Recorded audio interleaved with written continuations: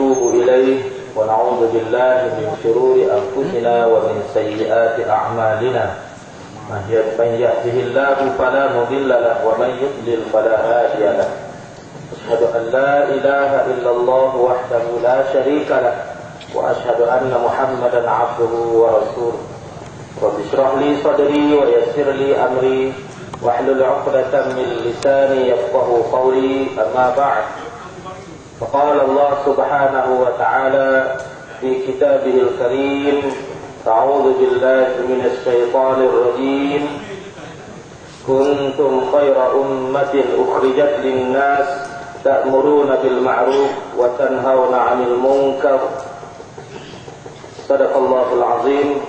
Dimuliakan Al-Fadil Ustaz Afkar bin Haji Hanifah yang dihormati lagi dikasihi Ketua Penerangan Dewan Pemuda PAS Negeri Kelantan Al-Fadil Yang Berhormat Ustaz Baihaqi bin Atiqullah Adun bagi Pasir Tumbuh yang juga merangkap Ketua Penerangan PAS Negeri Kelantan, yang saya hormati Prof Penceramah Dewan Pemuda PAS Negeri Kelantan Fadil Al-Ustaz Hisham Fauzi, serta Al-Fadil Al-Ustaz Zamri dan Ustaz Hakam.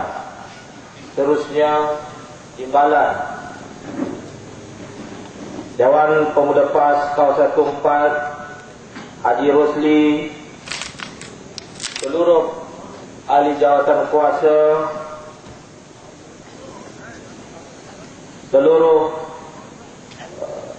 jemputan khususnya daripada Dewan Pemuda PAS Negeri Kelantan, para pemuda-pemuda, ketua-ketua pemuda, cawangan, peti undi, para penghulu, para imam, hadirin, hadirat yang di hadapan dan di belakang pentas pada malam yang berbahagia ini.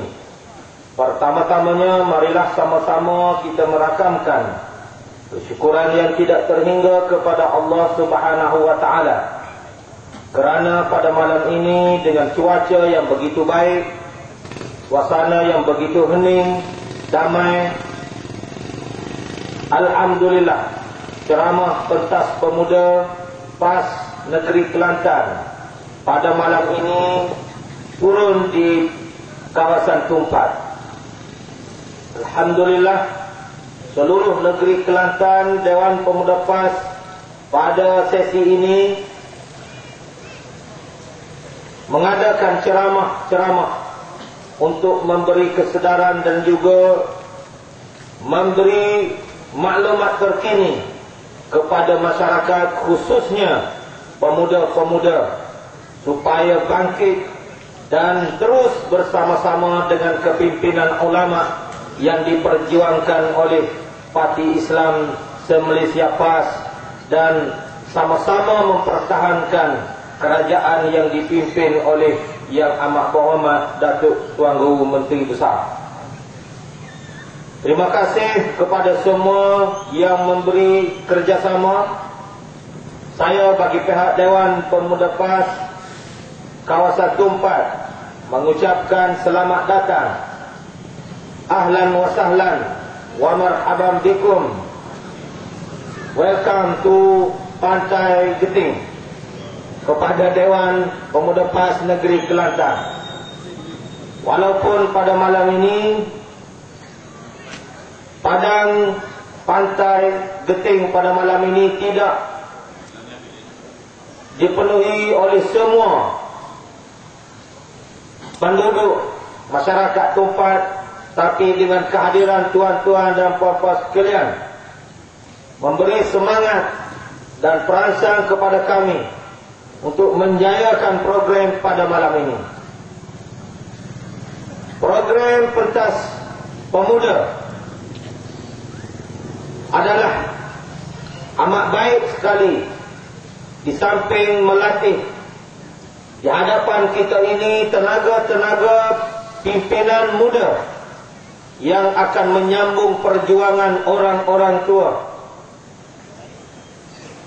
Ia juga dapat memberi maklumat kerana di kalangan pimpinan pemuda negeri yang hadir pada malam ini, dari kalangan pimpinan yang paling utama di dalam kerajaan, khususnya Ketua Penerangan PAS Dewan Pemuda PAS Negeri Kelantan Sendiri, Al-Fadil Ustaz Yang Berhormat Haji Baihaqi bin Atiqullah, dan pimpinan-pimpinan yang lain yang tidak ketinggalan di dalam ilmunya dan kebolehannya sebagai pimpinan, yang kita yakin boleh menjadi tongkat serandar dan juga menjadi teras kepada pimpinan, pengganti kepada pimpinan-pimpinan yang telah sedia ada apabila diperlukan suatu hari nanti.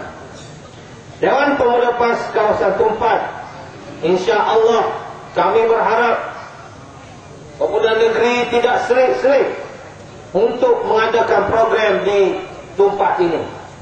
Ini adalah kali pertama pentas pemuda seumpama ini. Insya-Allah pada 2-3 bulan yang akan datang, insya-Allah pentas ini sekali lagi kita akan penuhi dengan masyarakat, khususnya anak-anak muda yang ada di kawasan Tumpat ini, insya-Allah. Muslimin dan muslimat, para pemuda rahimakumullah, Allah Subhanahu wa taala telah meletakkan kemuliaan yang tinggi kepada manusia, khususnya manusia yang beriman kepada Allah Subhanahu wa taala, di mana Allah menyebut bahawa kuntum khaira ummah, kamu adalah ummah yang terbaik, di mana dikeluarkan kamu, ukhrijat linnas, dikeluarkan kamu ke dunia ini. Ta'muruna bil ma'ruf, kerja kamu ialah mengajak orang untuk melakukan kebaikan, wa tanhauna 'anil munkar, dan mencegah daripada melakukan kemungkaran. Di atas kesedaran inilah Dewan Pemuda PAS kawasan Tumpat pada malam ini mengalu-alukan seluruh anak muda di Tumpat ini bangkit untuk mempertahankan kerajaan kepimpinan Tok Guru Yang Amat Berhormat Tuan Guru Datuk Menteri Besar kita. Kerana terbukti pada hari ini kejayaan demi kejayaan dicapai di dalam kepimpinan kerajaan kita, sehingga membuatkan pemimpin-pemimpin di kalangan lawan kita, pembangkang kerajaan negeri, mereka menjadi kaku dan menjadi terkejut dengan kemenangan, dengan kehebatan dan juga kebolehan kepimpinan kita yang ada pada hari ini. Sehingga kan kita melihat seakan-akan berlaku pilihan raya esok hari, bendera-bendera di kawasan Tumpat ini dinaikkan tanpa apa-apa tujuan. Tidak ada ceramah-ceramah besar, tidak ada pimpinan besar nak datang ke Tumpat. Tiba-tiba tiap-tiap malam bendera-bendera dacing dinaikkan dalam kawasan Tumpat ini. Untuk pengetahuan muslimin dan muslimat sekalian, tuan-tuan, hendaklah tahu bahawa UMNO sudah pun gentar dan bimbang dengan kebangkitan ummah, khususnya kita di kawasan Tumpat. Sokongan yang begitu baik, dengan apa yang kita lihat, dengan culaan yang kita lihat, bagaimana masyarakat semakin kembali menyebelahi kita untuk kita merampas kembali dua don yang telah dicuri dan diambil oleh mereka. Dan insya-Allah pemuda-pemuda khususnya dan amnya hadirin hadirat sekalian memastikan bahawa keempat-empat don di Tumpat ini dalam pilihan raya yang akan datang dalam masa yang terdekat ini, sama-sama kita memastikan untuk kemenangan Parti Islam se-Malaysia PAS. Jadi sekadar itulah alu-aluan daripada saya mewakili seluruh Dewan Pemuda PAS kawasan Tumpat dan seluruh pimpinan PAS kawasan Tumpat dan Don Pengkalang Kubur. Semoga pada malam ini dapat memberi maklumat yang terbaik kepada kita. Sekian aqulu qawli hadza wa astaghfirullahal azim li wa lakum Wassalamualaikum warahmatullahi ta'ala wabarakatuh. Alhamdulillah Rabbil Alamin. Wassalatu wassalamu ala ashrafil anbiya'i wal mursalin wa ala alihi wa sahbihi ajma'in. Subhanaka la ilma lana illa ma 'allamtana innaka antal alimul hakim. Wa la hawla wa la quwwata illa billahil 'aliyyil 'azim. Amma ba'd. A'udzu billahi minasy syaithanir rajim. Bismillahirrahmanirrahim. Subhanalladzi asra bi 'abdihi laylan minal masjidil haram ilal masjidil aqsa alladzi barakna hawlahu linuriyahu min ayatina innahu huwas sami'ul basir. Maha suci Allah Subhanahu wa taala yang telah memperjalankan hamba-Nya Nabi Muhammad sallallahu alaihi wasallam bermula daripada Masjidil Haram di Mekah dan berakhir di Masjidil Aqsa di Palestin. Ya, kami berkata di sekelilingnya dan untuk kami memperlihatkan ayat-ayat kami. Sesungguhnya Allah Subhanahu wa taala Maha mendengar lagi Maha melihat. Yang saya hormati pengurusi majlis yang berhormat Ustaz Baihaqi Hafizullah Adun Pasir Tumbuh selaku Ketua Penerangan, yang dihormati barisan penceramah dan muslimin muslimah yang dirahmati Allah Subhanahu wa taala sekalian. Alhamdulillah, syukur kepada Allah Subhanahu wa taala kerana pada malam ini dapat kita laksanakan satu program, iaitu ceramah bagi menjelaskan kefahaman tentang Islam dan juga isu-isu semasa yang berlaku di dalam negara, yang mana inilah satu-satunya pentas yang kita sebagai pendakwah yang memikul video Nabi kita Muhammad sallallahu alaihi wasallam yang boleh kita sampaikan kepada masyarakat semua sekali. Banyak lagi saluran lain tapi tidak boleh kita nak gunakan. Kita ada akhbar tapi tidak ada kebebasan. Kita ada TV tapi tidak digunakan. Ruang dakwah yang kita ada telah disempit, dan pentas sebegini adalah tempat kita nak membentuk kefahaman agama dan untuk kita nak menjelaskan isu-isu semasa yang berlaku di dalam negara. Walaupun kita berada di dalam sebuah negara yang mengamalkan sistem demokrasi, tetapi demokrasi yang diamalkan di sini telah dikotorkan, telah dikhianati, yang menyebabkan ruang untuk kita nak menyampaikan kepada rakyat dalam sempit kepada kita semua. Oleh kerana itu, kita sekiranya kalau kita bandingkan kita dengan negara lain, kita sebenarnya cukup istimewa berada di dalam negara yang mengamalkan sistem demokrasi, kerana kita ni diberi peluang untuk kita nak menentukan kedudukan kepimpinan di dalam negara itu. Contohnya, kita sendiri yang menentukan diri kita sendiri, supaya kita ni tidak dipermainkan oleh pihak-pihak yang tertentu. Sekiranya kita ni diperalahkan, dipermainkan, maka kita tidak akan lagi ada harga di itu. Kita jangan jadikan diri kita ni sebagai bola. Bola tu Orang main bola tu masuk tu. Tapi orang lain yang boleh piti, orang lain yang jadi kaya, tapi bola tak ada apa satu. Orang tu bisa sepak lagi, sumak tu, tapi orang lain yang boleh piti banyak. Orang lain yang boleh nama semua sekali, bola tu sendiri tak ada apa satu. Tak ada apa satu. Jadi kalau sekiranya kita hidup kita ni jadi sebuah bola, malallah kita. Hidup kita ni sangat malal. Maka kita sebagai seorang Islam, kita ni diajar dengan prinsip. Hidup kita berdasarkan kepada akidah kita.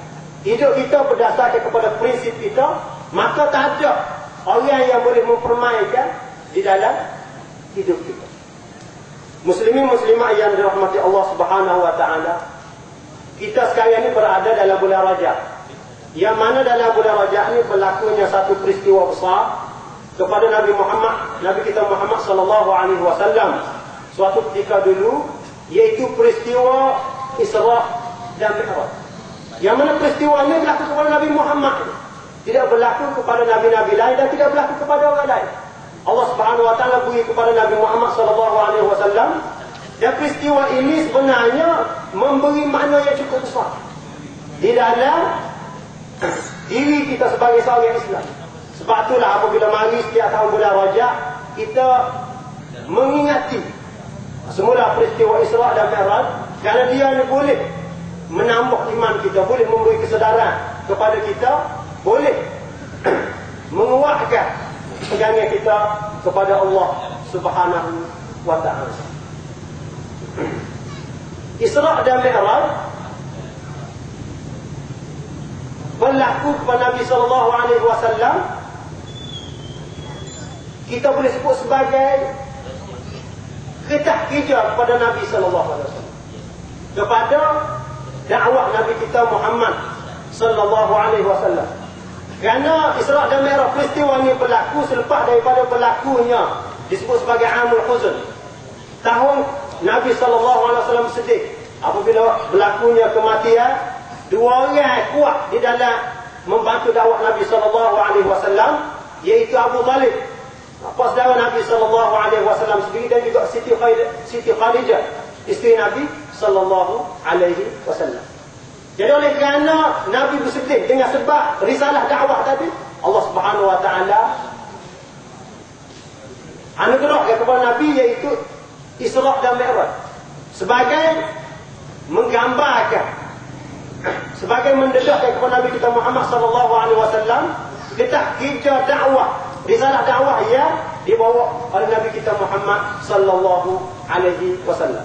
Dan Isra dan Mi'raj ini, orang yang datang kepada Nabi Muhammad sallallahu alaihi wasallam yang disebut sebagai pendakwah sampai ke hari kiamat pun akan berpandukan kepada tetap kerja ini sahaja. Sebab itulah dalam peristiwa Isra dan Mi'raj ini, kalau kita hayati sungguh, banyak perkara yang boleh memberi kesedaran kepada kita, boleh memberi pemahaman kepada kita. Isra maknanya perjalanan. Allah Subhanahu wa taala sebut Isra ni berlakunya daripada Masjidil Haram ke Masjidil Aqsa di Palestin. Peristiwa Isra ini disebut di dalam Al-Quran. Kerana apa? Kerana menunjukkan, orang ulama menyebut bahawasanya dengan ayat yang menyebut tentang Isra Nabi kita Muhammad sallallahu alaihi wasallam menggambarkan bahawasanya Palestin adalah satu bumi yang dipilih oleh Allah Subhanahu wa taala supaya orang Islam mempertahankan. Mesti mempertahankan. Dan isu Palestin ini menjadi isu yang panas daripada Nabi Muhammad sampai ke hari kiamat pun akan panas sama isu. Akan disentuh oleh umat Islam. Sebab itu apabila mari Isra Mi'raj, maka Palestin ni mesti disebut. Kerana dia adalah walaupun jauh daripada kita di sini, tapi dia adalah isu kepada umat Islam semua sekali. Isu kepada umat Islam semua sekali. Nabi kita Muhammad sallallahu alaihi wasallam selepas daripada Isra Mi'raj tubuh negara Islam di Madinah, Nabi sendiri telah berusaha untuk nak menawar Palestin pada tahun ke-5 Hijrah. Pada tahun ke-5 Hijrah, Nabi sallallahu satu serangan yang dinamakan sebagai Ghazwah Daumatul Jandal. Yang mana Nabi SAW hantar ke Syam. Kemudian diikuti lagi pada tahun yang ke-7 Hijrah. Nabi SAW lancar lagi satu Sariyah Mu'tah di Syam juga. Dan pada tahun yang ke-9 Hijrah Nabi SAW lancar lagi peperangan Tabuk pada tahun yang ke-9 Hijrah. Dan pada tahun seterusnya dilancarkan oleh Abu Bakar sehinggalah pada zaman Umar pada tahun yang ke-16 Hijrah dapat ditawan Palestin. Palestin ini merupakan isu umat Islam yang mesti umat Islam kena perhatian tentang Palestin. Kerana Palestin ini menjadi rebutan. Orang Islam pun nak rebut Palestin, orang Yahudi pun nak rebut Palestin, orang Kristian pun nak rebut Palestin. Semua berebut. Dalam sejarah ini, ia menunjukkan bahawasanya Palestin ini berada dalam rebutan.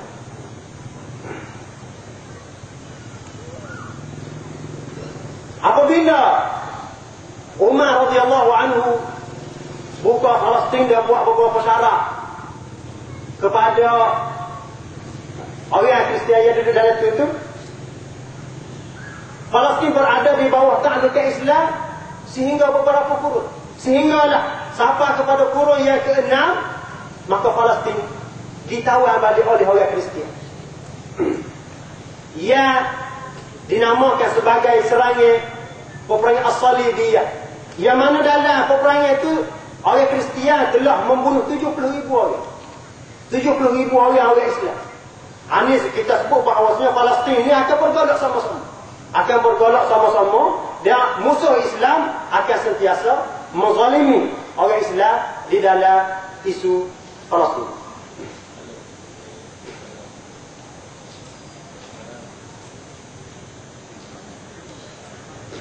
Sehinggalah Palestin dikembalikan pula pada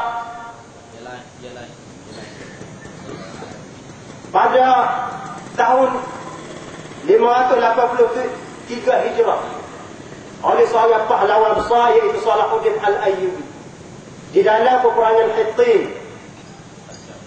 Sampai sekarang pun kita juga sebut tentang Salahuddin Al-Ayyubi ini, seorang pahlawan besar.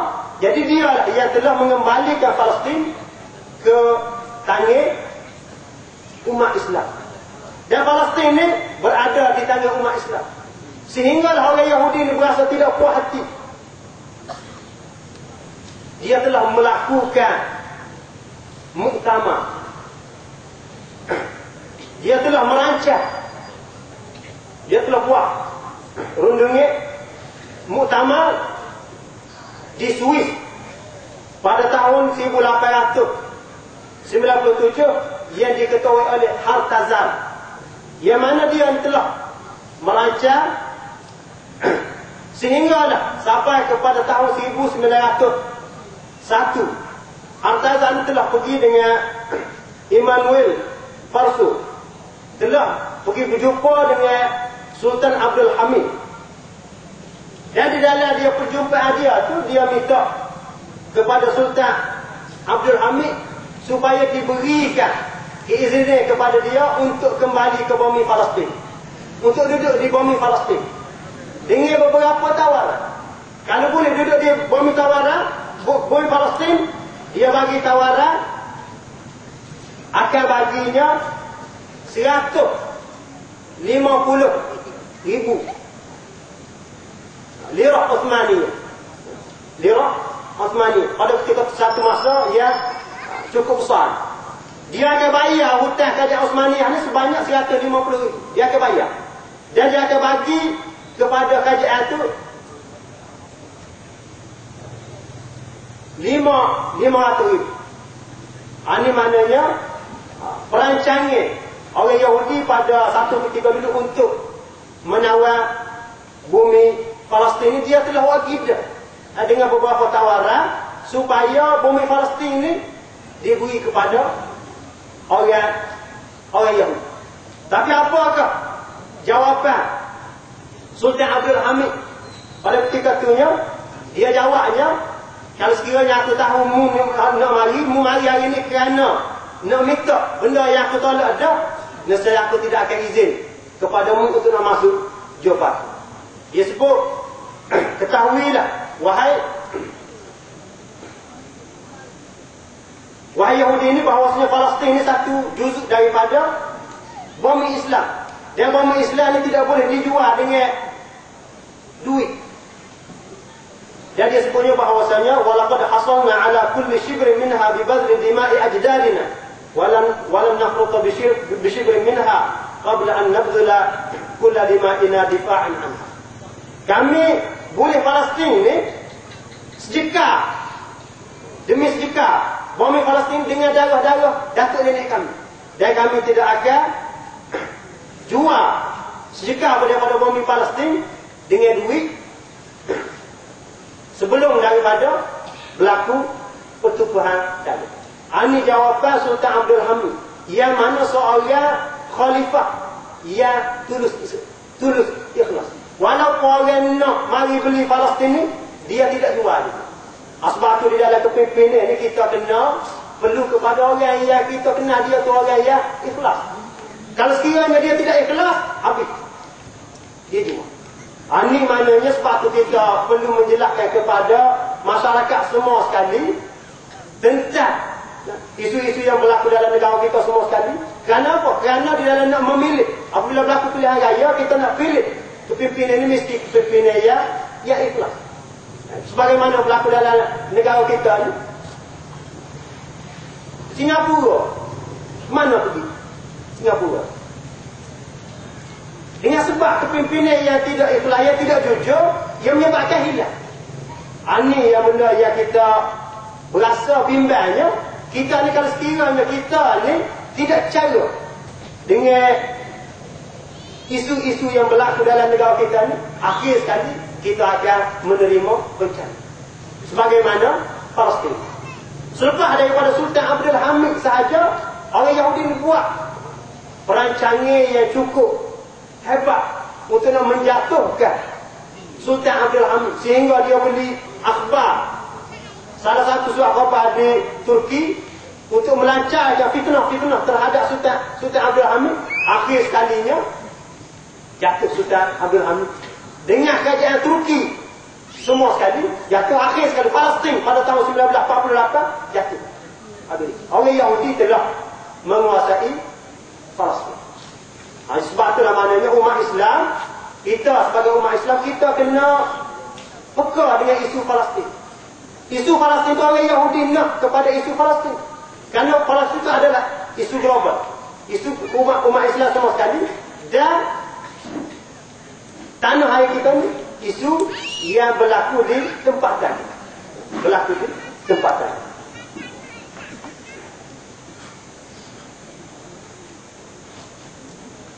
Itu tentang Isra' Nabi sallallahu alaihi wasallam.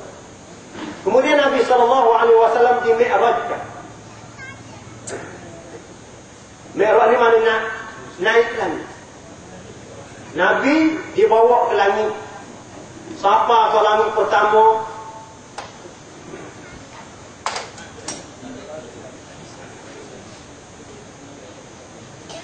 Jumpanya Nabi Adam alaihissalam. Dan ketika jumpa Nabi Adam AS, Nabi tengok semua ruh-ruh orang yang molek ni duduk sebelah kanan dia. Dan ruh orang yang tak molek duduk sebelah kiri Nabi Adam AS. Naik langit kedua pula jumpa dengan Nabi Yahya bin Zakaria dan Nabi Isa AS. Dan naik pada langit ketiga pula jumpa dengan Nabi Yusuf AS. Naik langit keempat pula jumpa dengan Nabi Idris alaihissalam. Naik langit kelima jumpa dengan Nabi Harun bin Imran.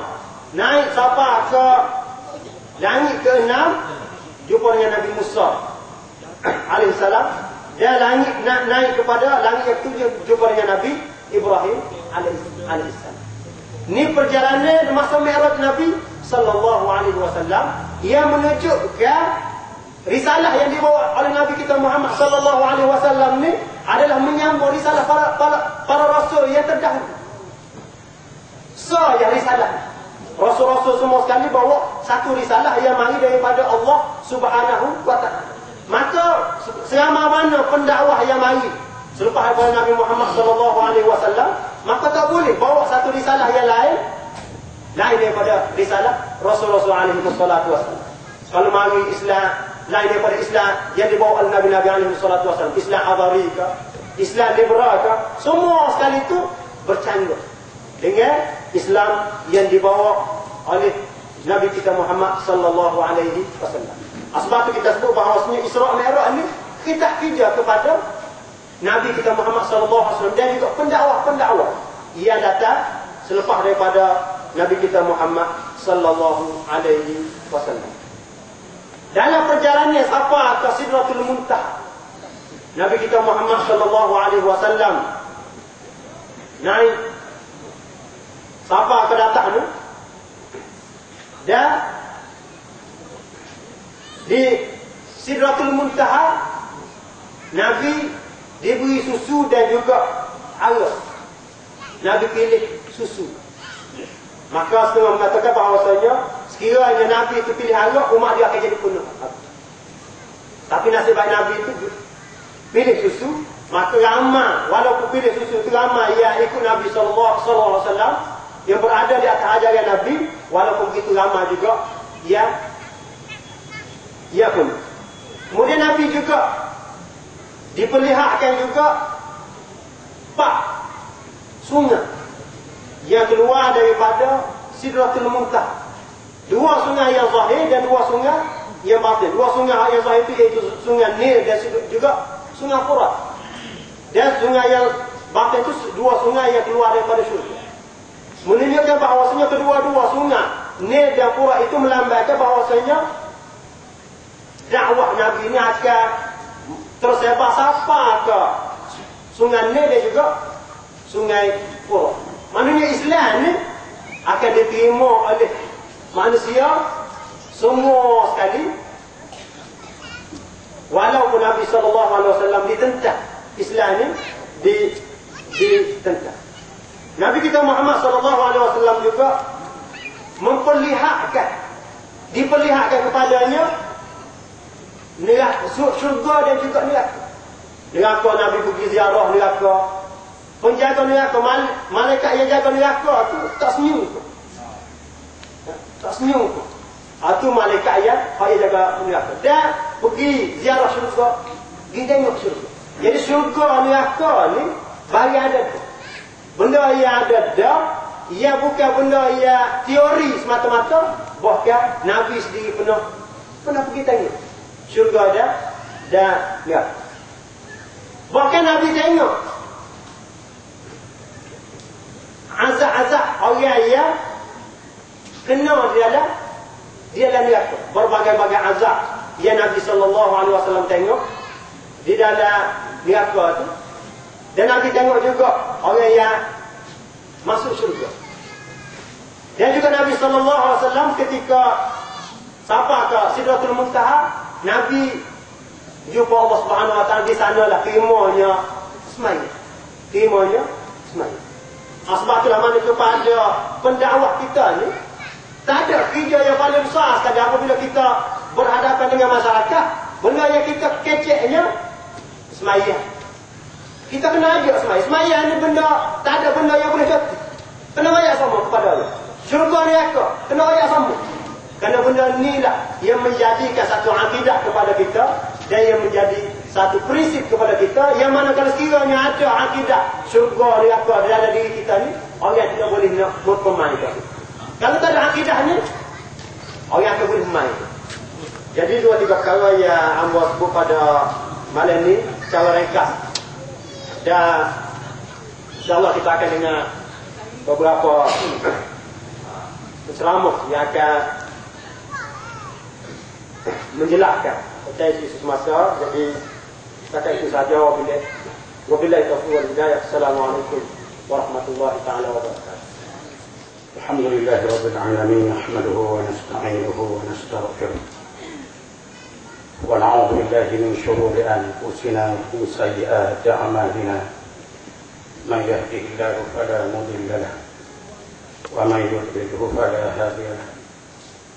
أشهد أن لا إله إلا الله وحده لا شريك له وأشهد أن محمدا عبده ورسوله اللهم اجعلنا من التوابين واجعلنا من المتطهرين واجعلنا من الصابرين سبحانك لا علم لنا إلا ما علمتنا إنك أنت العليم الحكيم وقال رب اشرح لي صدري ويسر لي أمري واحلل عقدة من لساني يفقهوا قولي ولا حول ولا قوة إلا بالله العلي العظيم ولا حول ولا قوة إلا بالله العلي العظيم أما بعد.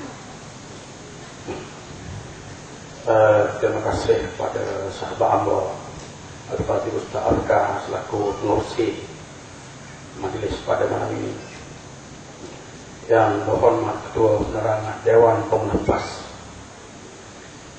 Negeri Al-Fatih Ustaz Baihaqi dan seluruh kepimpinan Dewan Pengupas Negeri, dan lupa sahabat hamba Al-Fatih Ustaz Syafii Hasan, Dua Pengupas Tumpat, ahli-ahli kuasa PAS kawasan dan juga Dewan Muslimat, penghulu muslimin muslimat, hadirin hadirat yang dirahmati Allah Subhanahu wa taala. Qala Allah fi kitabil aziz, A'udzu billahi as-sami'il 'alim minasy syaithanir rajim. Qutilal insanu ma akfara من أي شيء خلقه من نطفة خلقه فقدره ثم السبيل يسره ثم أماته فأكبره صدق الله العظيم. Allah Subhanahu wa taala beritahu kepada kita semua, khususnya kita umat Nabi Muhammad sallallahu alaihi wasallam yang berada di dunia mutakhir ini, di mana di sana banyaknya manusia yang telah pun kufur kepada Allah Subhanahu wa taala, yang telah pun ingkar kepada Allah Subhanahu wa taala. Dengan itu Allah Subhanahu wa taala menanyakan umat manusia yang berada pada hari ini, pada apakah manusia itu diciptakan? Allah Subhanahu wa taala jawab, manusia diciptakan daripada setitik air yang hina, daripada nutfah. Kemudian Allah Subhanahu wa taala mentakdirkan, menyempurnakan keadaan manusia dengan memberi rezeki, dengan memberi makan minum, dan dengan menentukan ajal kematian. Kemudian Allah Subhanahu wa taala berkatakan kepada kita umat Nabi Muhammad, as-sabila yassara, dua jalan yang dimudahkan oleh Allah Subhanahu wa taala untuk umat Nabi Muhammad memilih sama ada jalan itu benar ataupun jalan itu salah. Kemudian seterusnya Allah Subhanahu wa taala setelah memberi dua jalan kepada umat Nabi Muhammad sallallahu alaihi wasallam, sama ada benar ataupun salah, selepas itu Allah Subhanahu wa taala mematikan umat Nabi Muhammad sallallahu alaihi wasallam. Muslimin muslimat, hadirin hadirat yang dirahmati Allah Subhanahu wa taala. Jadi insyaAllah pada malam ini tak nak main lama, tak nak main setengah macam seorang, bukan jumlah minit seorang aja boleh. Jadi insyaAllah bagaimanapun, barangkali kesenangan yang kedua pakai dua orang, pakai pemuda dua orang sejak kawasan dalam pentas pemuda ini. Alhamdulillah, Al-Fadhil Ustaz Hakimi pun menyebut sepitah lalu berhubung dengan peristiwa yang berlaku di bulan Rajab ini, iaitu peristiwa Isra dan Mi'raj.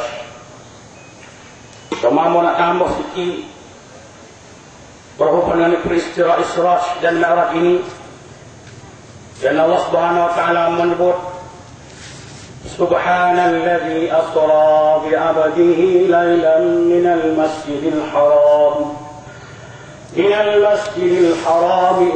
masjidil aqsa alladzi barakna hawlahu linuriyahu min ayatina innahu huwas sami'ul basir. Dalam cerita Isra dan Mi'raj ini, semua umat manusia, semua kita ada pada malam ini pun tahu belaka cerita Isra dan Mi'raj ini. Allah Subhanahu Wa Taala bawa jalan Nabi dia. Allah Subhanahu Wa Taala bawa jalan kasih dia. Selepas menghadapi tentangan yang kuat, tentangan yang hebat daripada kafir Quraisy pada masa itu. Nabi dicicah, Nabi dimaki hamun, Nabi dirancang untuk dibunuh. Kemudian Allah Subhanahu Wa Taala nak bagi syariah, nak bagi Rasulullah Sallallahu Alaihi Wasallam ini Rasul rasa segan, Rasul rasa gembira, Rasul rasa suka. Maka Rasulullah Sallallahu Alaihi Wasallam dibawa jalan oleh Rasulullah oleh Allah Subhanahu Wa Taala daripada Makkahul Mukarramah terus kepada Palestin dan sehingga naik ke langit Nabi Allah Subhanahu Wa Taala. Walaupun Allah Subhanahu Wa Taala jalan Nabi, Nabi suka gembira, tetapi dengan peristiwa ini Rasulullah Sallallahu Alaihi Wasallam tak suka. Rasulullah Sallallahu Alaihi Wasallam tak rasa gembira. Kerana semua kita maklum Rasulullah SAW naik ke langit ke sana Sidratul Muntaha bertemu dengan Allah Subhanahu Wa Taala. Yang ceritanya kita semua tahu, Allah Subhanahu Wa Taala beri Nabi kita supaya umat dia buat kerja, iaitu semaya 5 waktu sekali sembahyang. Selepas pada ambil sembahyang Rasulullah SAW diberi peringatan kepada Allah Subhanahu Wa Taala berhubung dengan syurga, berhubung dengan neraka, berhubung dengan pahala, berhubung dengan dosa. Namun bila Rasulullah SAW pada waktu subuh nak sampai ke bumi ini, Rasulullah mikir dah.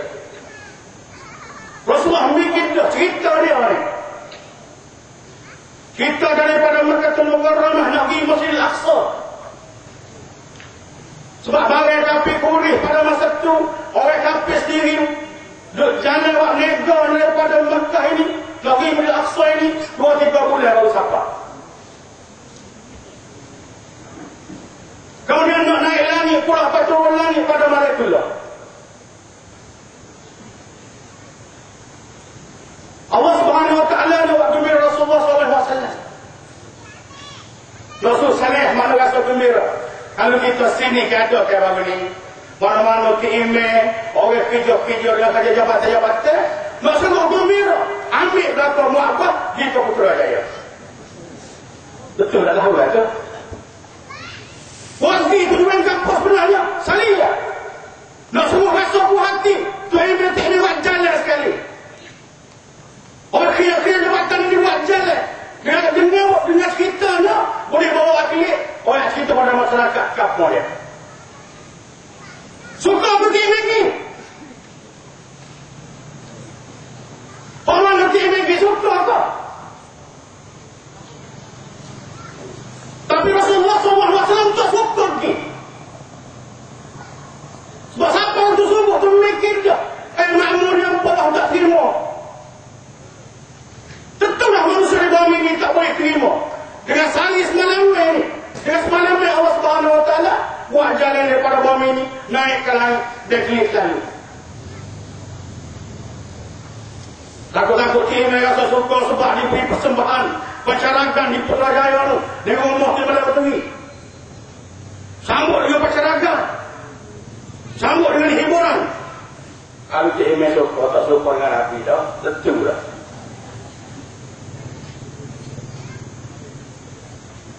Jadi Rasulullah beriman kita dia tak diterima oleh manusia.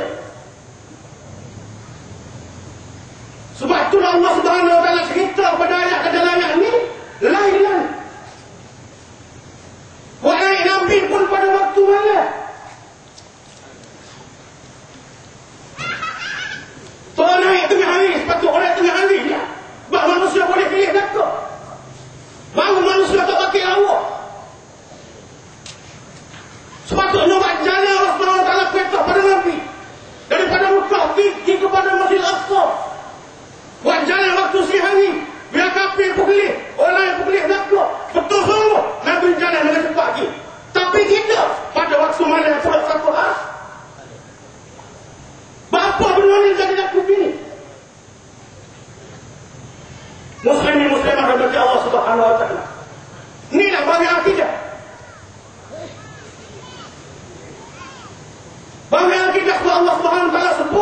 dalam surah Al-Baqarah ini. Alif Lam Mim. Dzalikal kitabu la raiba fihi hudan lil muttaqin alladziina yu'minuuna bil ghaibi wa yuqiimuuna as-salaata alladziina yu'minuuna bil ghaib. Al-Quran ini Allah bawa cerita kepada kita. Hudan lil muttaqin. Dia menjadi penawar, menjadi ubat kepada mereka yang takwa kepada Allah Subhanahu wa taala. Mana orang takwa kepada Allah? Mana yang redha kepada Allah? Tuhan adalah di sini alladzina yu'minuna bil ghaib. Yaitu orang yang beriman dengan perkara tanpa kelip yang mata kepala. Kalau nampak kelip yang mata kepala peristiwa ni, pasti orang kafir ni akan tanya, orang kafir akan tanya takwa. Betul sungguh. Bolehkah dia begitu? Tapi biasa kafir ni ke mana-mana tak percaya juga.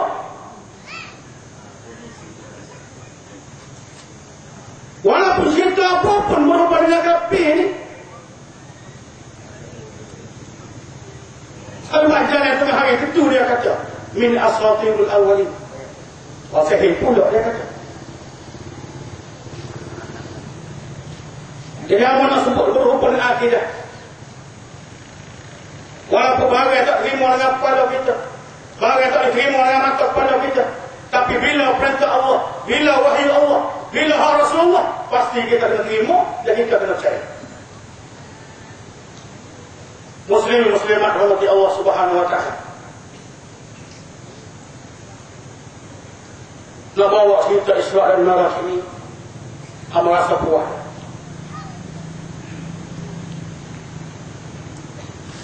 Amat nak bawa cerita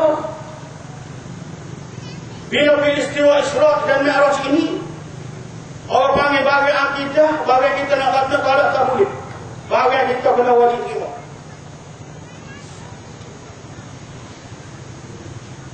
Kalau ada juga di kalangan kita kecek, kali tak nak sambut kita ni, maka serupa dengan kita orang zaman jahiliyah di masa Rasulullah SAW. Sebab pengiktibaran cerita Isra dan Mi'raj ini banyak sangat kita boleh ambil. Sebab dalam sebut cara ringkasnya, cerita berhubung dengan pahala, cerita berhubung dengan dosa, cerita berhubung dengan syurga, kita berhubung dengan neraka dalam peristiwa ini. Walaupun nama kita berada dalam perjuangan ini, tapi kalau tak ambil iktibar dalam peristiwa ini, maka berlaku apa yang berlaku. Seperti satu kisah, satu cerita di dalam akhbar Amnu Al-Haq. Suami nama akhbar dia Al-Haq ni tak buat rasa kita tak mati. Dalam akhbar Amnu Al-Haq ini menceritakan kepada kita akhbar Amnu, cerita bagaimana orang Pah masuk Amnu. Iaitu Ustaz Umar Khalid. Ustaz Umar Khalid ini tuan-tuan dan puan-puan muslim-muslimah, 35 tahun berada dalam perjuangan PAS ini. 35 tahun bersama dengan perjuangan Islam ini. Tetapi boleh jika nak masuk perjuangan nama. Duduk dalam PAS 35 tahun ni, dia nak bangkit dengan amal baru suku tak boleh lagi. Amal baru nak masuk 40 dah. Masuk dah, hari malam dia rasa masuk amal kubur sedang panggil amal. Masuk amal kubur panggil kita. Bapa Ustaz Umar Khalid ini masuk amal. Dalam akhbar dia cerita, duduk dalam akhbar dia tak betul.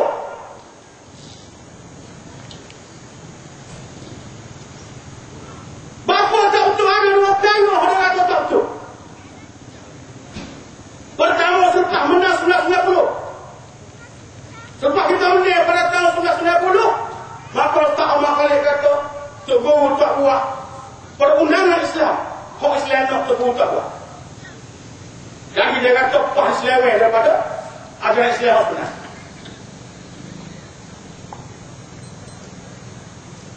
Itu Ustaz Umar Khalid kata. Dan yang kedua dia sebut, bapa dia masuk UMNO ni,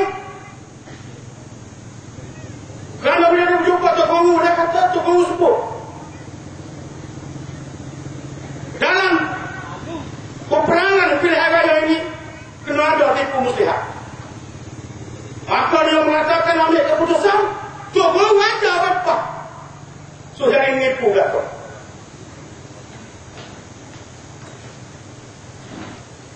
Dan kalau mau jawab ni aku masuk.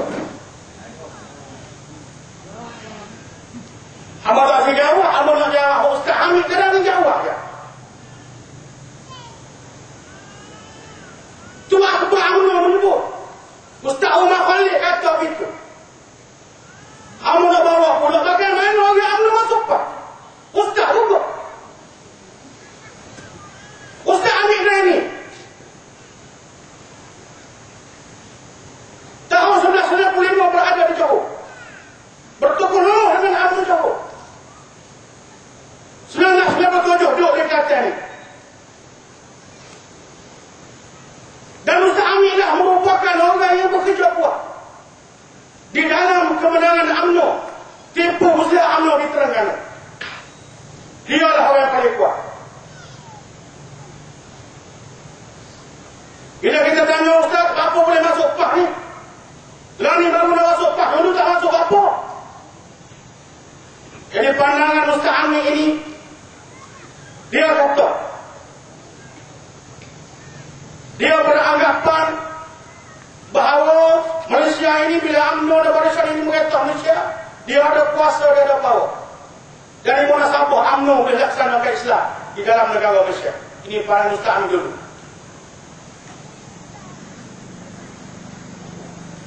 Jadi tiba-tiba Ustaz Hamid ini fikir,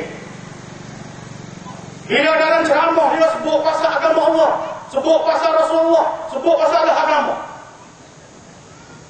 Tapi bila dalam musyawarah, bila ada pertemuan di antara kepentingan UMNO dengan kepentingan agama, maka UMNO tinggal agama, ambil kepentingan UMNO. Jadi Ustaz Hamid ini memikir UMNO ini bunuh tak? Lari daripada dasar perjuangan. Kalau betul-betul dia nak Islam. Maka dengan itu Ustaz Hamid ini suruh orang ke Guru Bawi di Jeli. Masuk PAH.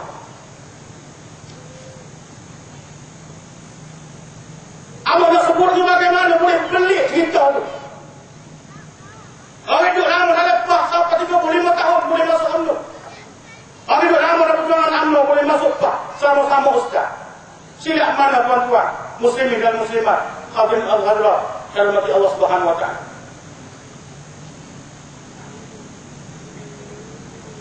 Kalau kita lihat kepada cerita Bersisa.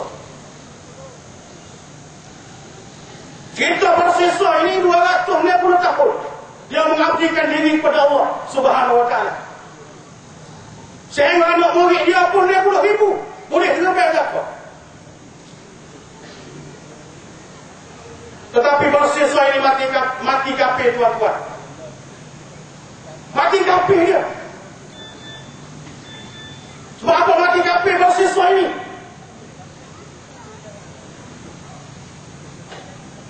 Kerana nak bagi kuah amal ibadah, tiba-tiba iblis laknatullah nyamar diri dia sebagai abid, sebagai orang kuat beribadah. Maka dia percaya zikir beribadah pada malam tersebut, zikir beramal lagi, Bersisa ni putih, dia minum air. Buat amal pula, putih pula, makan roti canai. Zikir pula, putih pula, minum. 3 hari 3 malam. Lihat abid iblis ini nyamar. Nyamar sebagai orang alim, nyamar sebagai abid. Tak makan, tak minum. Lalu Bersisa ditanya, mana dia mau pakai ilmu gapo? Pakai ilmu gapo dia mau ni? Saya mau tak makan, tak minum, amal ibadah. Lalu Bersisa ini guru dengan iblis tersebut, dengan abid tersebut.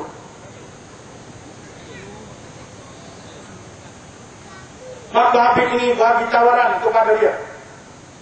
Kalau nak jadi sesuatu, mu kena buat jahat dulu. Mu kena buat dosa dulu.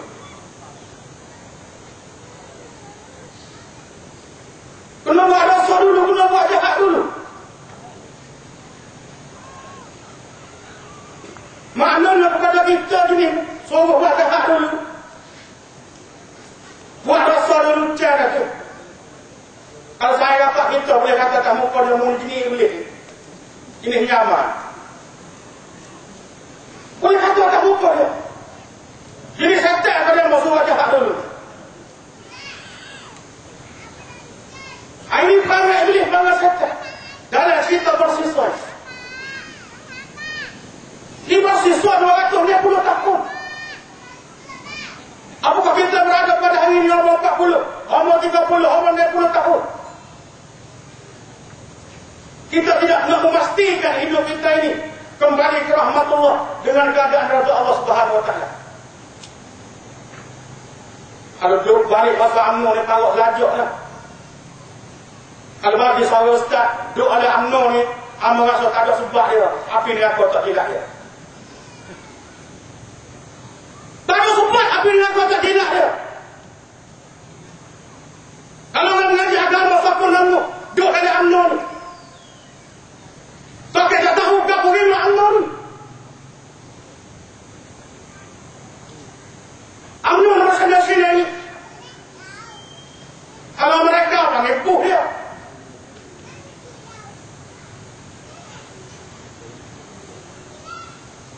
Ada yang UMNO ni ayat.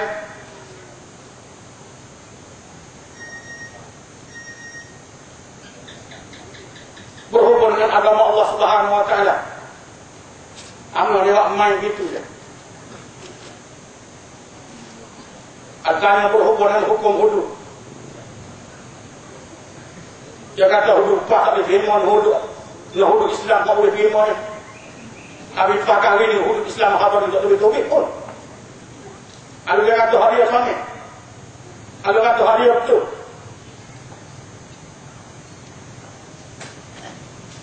Tak ada alasan. Tak ada alasan orang ngaji agama ni duduk dari UMNO. Cuma kalau dia ayat dua alam UMNO nak cari peti, nak cari harta benda, pakai dia kakak tu tak apa. Pakai duduk dia peti, kita pun tak kata duduk dia.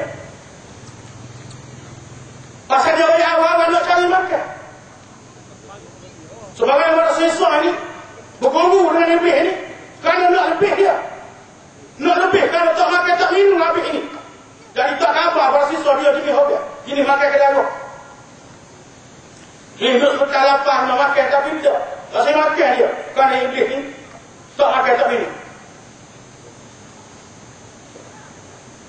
Sebab itulah boleh terima ajaran iblis para siswa ini. Walaupun zina, bunuh orang tak boleh kerana dosa besar. Tapi boleh hipik lagi dia. Kalau tak boleh bunuh orang, tak boleh zina kalau takut dosa besar. Kalau mula-mula buat amal ibadah, tak apalah minum Allah, apa dah. Mau beli senyap-senyap Allah, jangan minum senyap-senyap, tak ada orang tahu. Jadi ilmu ni berasa satu, bukan dengan bersiswa. Moga tak ada orang tahu. Sebab itu kita dalam perjuangan ini, orang tahu, orang tak tahu kok, kita kena betul dengan Allah Subhanahu wa taala. Tak boleh nak main kita ni mudah sekali. Kita ni darah sekali je. Kita bertua sekali je. Kita ni hidup sekali je. Boleh bangun apa? Pak Tuhan marah, Pak Tuhan larang. Kalau ada yang ni, siapa-siapa sepuhan ni, kita mudah hanya sekali, tu ilmu iblis betul. Ilmu iblis ajar kita manusia. Kalau ada orang mahal.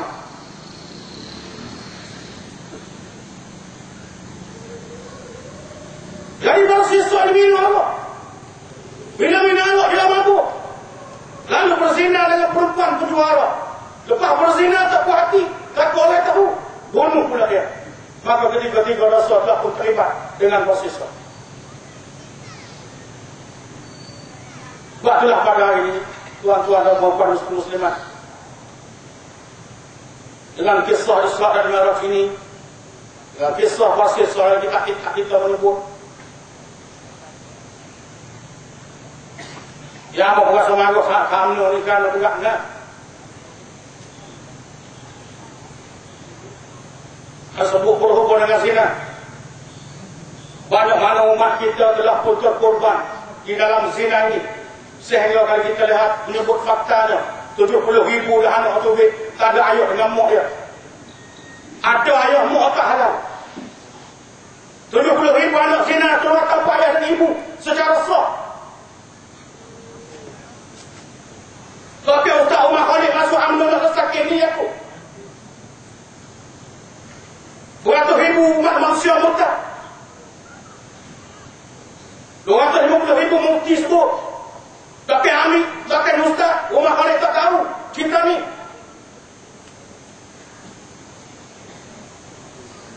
Maknanya juga apa ulama-ulama UMNO kalau tak mempertahankan akidah umat manusia. Sia-sia sambut Isra dan Mi'raj. Sia-sia kalau kita baca kisah bersisa.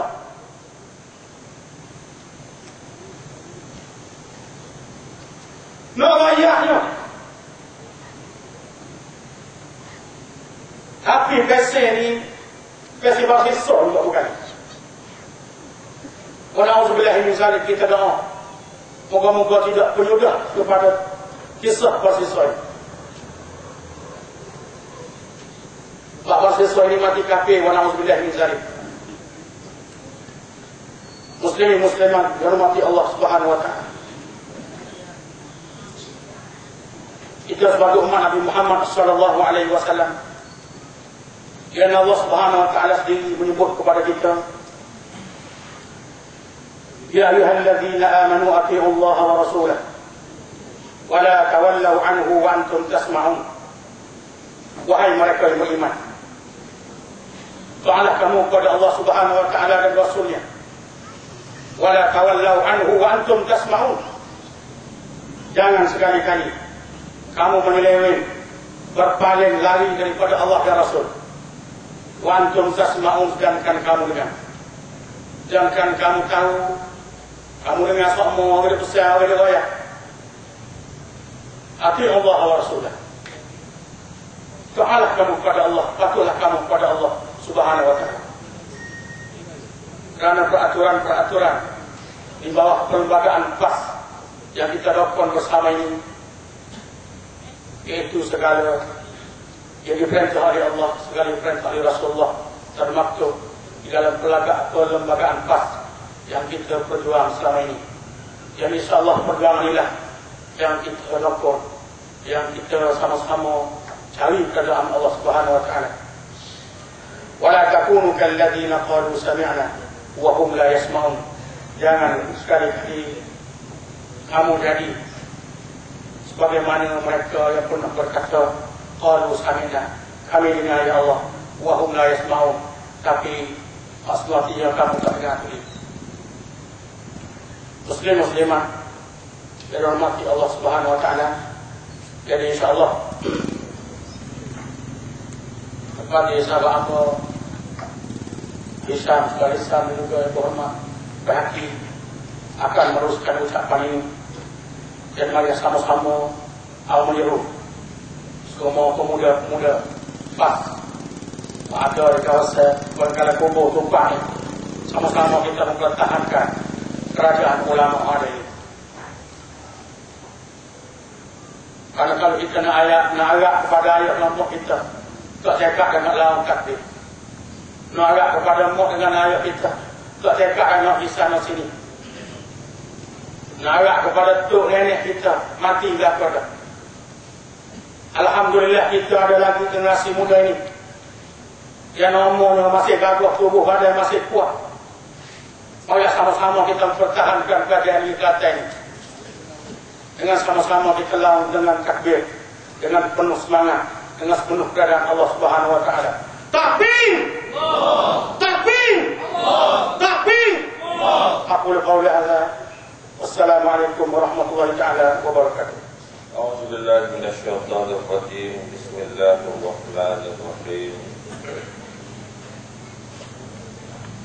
يا أيها الذين آمنوا أطيعوا الله وأطيعوا الرسول وأولي الأمر منكم فإن تنازعتم في شيء فردوه إلى الله والرسول ذلك خير وأحسن تأويلا. الحمد لله الذي خص نفسه بالدوام ومن علينا بنعمة الإيمان والإسلام، والصلاة والسلام على سيدنا محمد خير الأنام وعلى آله وأصحابه وعلى التابعين لهم بإحسان إلى يوم الزهاد. رب اشرح لي صدري ويسر لي أمري واحلل عقدة من لساني يفقهوا قولي ويسر ولا تعسر يا كريم. ربنا افتح بيننا وبين قومنا بالحق وأنت خير الفاتحين. إن أريد إلا الإصلاح ما استطعت وما توفيقي إلا بالله عليه توكلت وإليه أنيب. Assalamualaikum warahmatullahi wabarakatuh. Terima kasih kepada saudara pengurusi majlis Yang Berhormat Ustaz Baihaqi Afifullah, Ketua Penerangan PAS Negeri Kelantan, Yang berusaha Ketua Pemuda PAS Kawasan Tumpat, saudara barisan penceramah, para pimpinan Dewan Pemuda PAS Kawasan Tumpat, imam-imam, penghulu-penghulu, ibu-ibu, bapak-bapak, muslimin, muslimat, adik kakak, hadirin hadirat, mudah-mudahan sentiasa Allah Subhanahu wa taala memandu hati-hati kita sekalian insya-Allah. Pertama-tamanya kita ucap syukur kepada Allah Subhanahu wa taala kerana kita diberi ruang dan kesempatan untuk berjumpa pada malam ini. Kita telah dengar dua ceramah yang telah disampaikan oleh saudara-saudara saya, dan Allah Subhanahu wa taala masih lagi mengurniakan kita pada malam ini kesihatan yang baik. Duduk cokoh dekat petang pada malam ini tak ada rasa sakit perut ke sakit awak. Dan kita juga pada malam ini diberi cuaca yang baik. Siapa kata ni tak ada jadi nak hujan ke, menyebabkan kita boleh lagi terus berada di padang. Kalau kita niat patah keting ni untuk sama-sama mendengar ceramah penjelasan mengenai politik Islam yang menyentuh mengenai isu-isu yang berlaku, sama ada berlaku dalam kampung keting kita ataupun berlaku dalam daerah Tumpak kita ini, ataupun berlaku di dalam negeri Kelantan ini, ataupun berlaku di dalam negara Malaysia yang sama-sama kita sayangi, yang sama-sama kita cintai. Hadirin hadirat sekalian, kalau kita buka TV pada hari ini, kita dengar radio pada hari ini, kita tengok Malaysia Kopa sibuk cara ke merdeka 50 tahun Malaysia. Hari-hari kita dihadapkan, diceritakan betapa jasa-jasa pemimpin UMNO, jasa-jasa pemimpin parti Barisan Nasional yang dikatakan telah memperjuangkan kemerdekaan tanah Melayu sehingga merdekanya Malaysia ini sebab nama itu, dan betapa kita ini bertuah berada di sebuah negara yang sebagaimana negara Malaysia ini. Sebelum kita nak tengok sama ada kita ini bertuah ataupun tidak berada di bumi Malaysia ini, marilah sama-sama kita lihat kepada sejarah sebelum ini. Nabi Muhammad SAW dahulu dia mengasaskan jemaah Islam di rumah Abil Arqam bin Abil Arqam. Mula-mula sekali 2 orang, lepas tu 3 jadi 4 jadi 5, kohor lama besar. Jemaah tadi bertukar menjadi sebuah gerakan yang besar, menjadi gerakan ataupun dalam bahasa Arabnya dipanggil harakah Islamiyah, menjadi gerakan Islam yang besar yang mana gerakan tadi yang hanya bermula daripada sebuah rumah, tapi bila sudah berhijrah ke kota Madinah, kemudiannya berjaya menubuhkan sebuah negara Islam yang pertama di kota Madinatul Munawwarah. Sejarah telah mencatatkan Madinatul Munawwarah sebagai sebuah negara tersusun yang pertama. Sahifah Madinah ataupun perlembagaan Madinah diiktiraf oleh sarjana-sarjana barat sendiri sebagai perlembagaan negara yang pertama di dunia. Perkembangan Madinatul Munawwarah ini dengan dipimpin oleh Nabi Muhammad sallallahu alaihi wasallam, kemudiannya berkembang dengan Fathul Makkah, dengan pembukaan kota Makkah, perluasan ini sampai ke kota Makkah, dan Nabi Muhammad sendiri telah menjadi pemerintah, menjadi ketua negara pada masa itu. Kelangsungan ini diteruskan dengan berkembangnya negara Islam sikit demi sikit.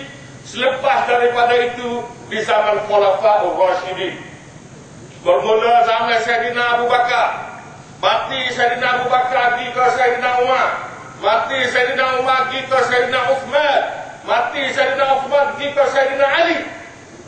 Kemudian habis zaman Ali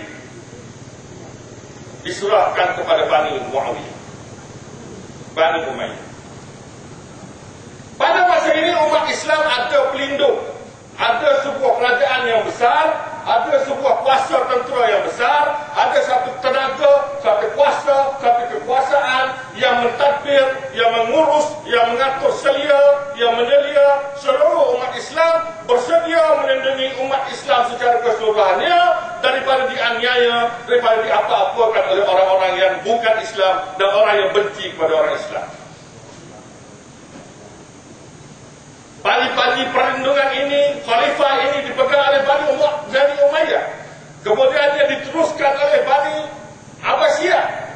Dan akhir sekali dipegang oleh Bani Uthmaniyah. Kerajaan Uthmaniyah ini telah dilihat oleh Empire British ataupun orang putih Inggeris sebagai batu penghalang yang paling besar yang boleh menghalang Inggeris daripada menguasai dunia. Mereka menggelarkan Empire British ini sebagai the sick man, ataupun orang yang sakit, yang mana orang yang sakit ini perlu dimatikan segera, barulah Inggeris boleh menguasai dunia. Empire Kerajaan Uthmaniyah yang bermula pada tahun 13 Masehi menjelang pada tahun 1850 sudah mengalami kemerosotan. Pada masa itu kerajaan Turki Uthmaniyah nak bergerak, tak ada piti. Hutang negara beribu-ribu juta. Masalah dalam negara tak cukup duit, sehingga akan menyebabkan berlakunya kepincangan di dalam pengurusan negara. Lalu orang putih pada masa itu mengambil kesempatan. Inilah masanya kalau kita nak menjatuhkan kerajaan Turki Uthmaniyah.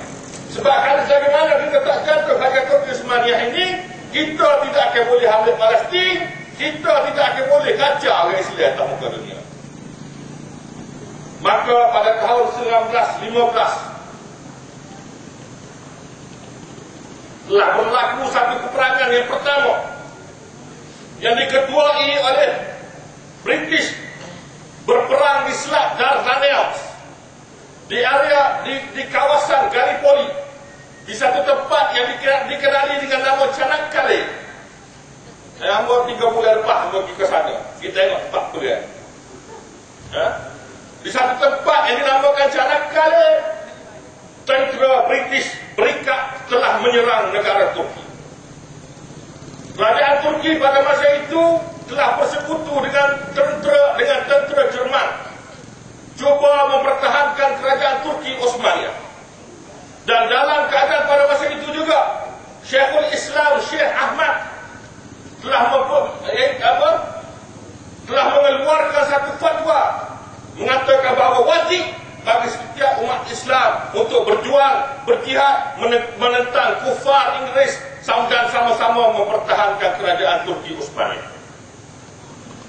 Dengan segala susunan tenaga ini, dengan tentera yang ada ala kada itu, tapi umat Islam di Turki pada masa itu berjaya mengalahkan tentera Berikat, dan tentera Berikat tidak dapat menakluk kerajaan Turki Utsmaniyah dengan menggunakan tenaga tentera.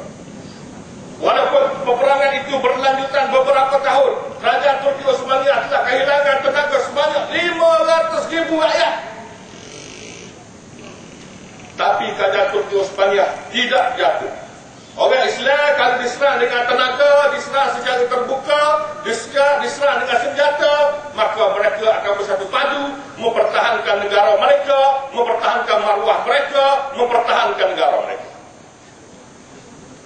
Lalu para pemikir Barat ini berfikir bagaimana hendak menjatuhkan negara Islam ini.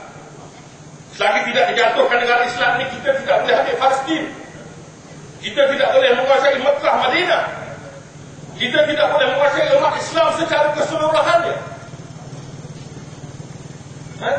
Sebab semasa Melaka jatuh sekalipun, Melaka jatuh pada tahun 1511.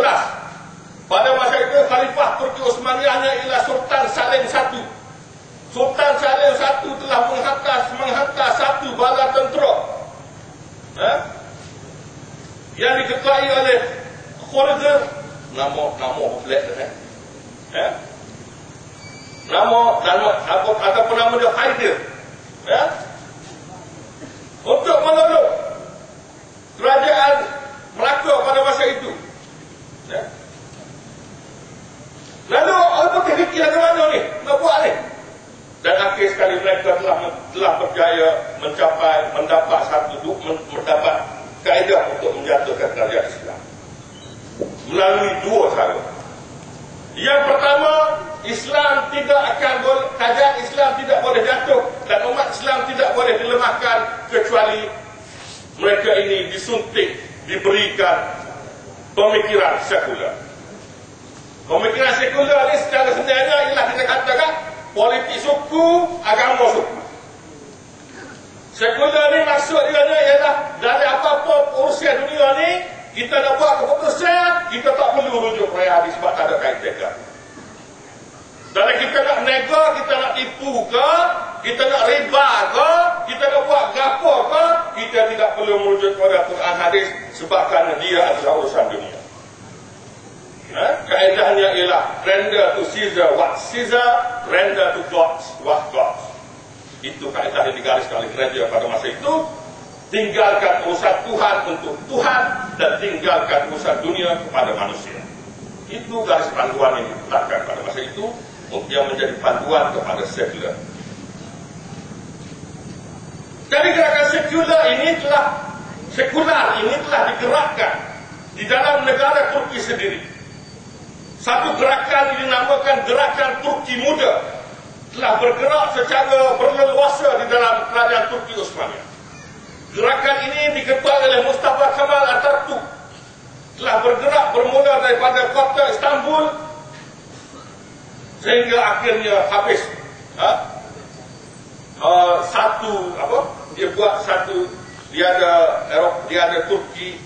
Dia ada Turki belah Eropah, dia ada Turki belah Asia, dia ada Edirne. Semua habis penjajahan Turki ini terpengaruh dengan gerakan Dayan ataupun gerakan Turki Muda. Itu satu, yaitu orang Islam ini diberi supaya dia jadi sekular.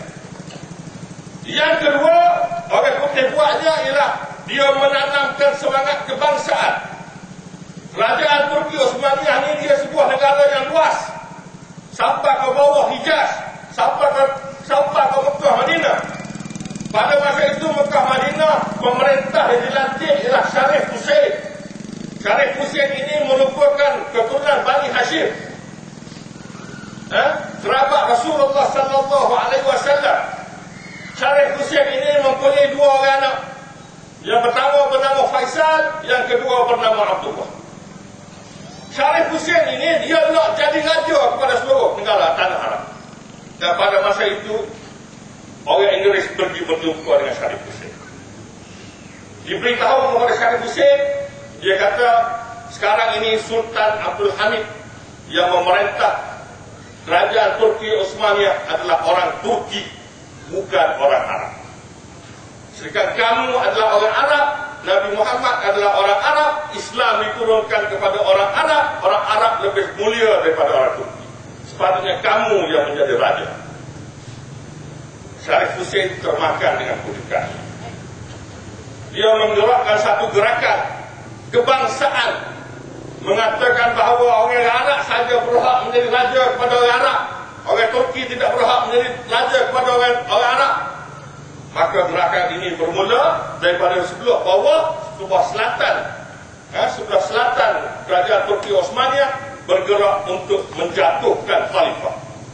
Di sebelah dalam kerajaan Turki Osmaniyah berdepan dengan masalah gerakan sekular. Di sebelah bawah kerajaan Turki Osmaniyah berdepan dengan gerakan yang diketuai oleh Syarif Hussein untuk menjatuhkan Turki melalui gerakan kebangsaan, gerakan bangsa, gerakan kaum. Gerakan ini berjaya. Akhir sekali kerajaan Turki Osmaniyah jatuh. Sultan Khalifah yang terakhir kerajaan Turki Osmaniyah, Sultan Muhammad Wahiduddin, terpaksa meminta pertolongan Inggeris. Lari ikut pintu dapur istana Tok Kapur, naik perahu, tupai kapal pilihan Inggeris untuk lari ke Itali. Kerajaan Turki Osmaniyah jatuh. Mustafa Kamal telah menggantikan sistem Khalifah Islam dengan sistem Republik. Dia telah menjadi ketua negara. Tapi apa jadi kepada Syarif Hussein? Syarif Hussein telah ditipu oleh Inggris. Semenanjung tanah Arab tidak diberikan kepada Syarif Hussein, tetapi diberikan kepada musuh keluarga Syarif Hussein, yaitu keluarga Muhammad Saud yang telah mengasaskan kerajaan Saudi Arabia.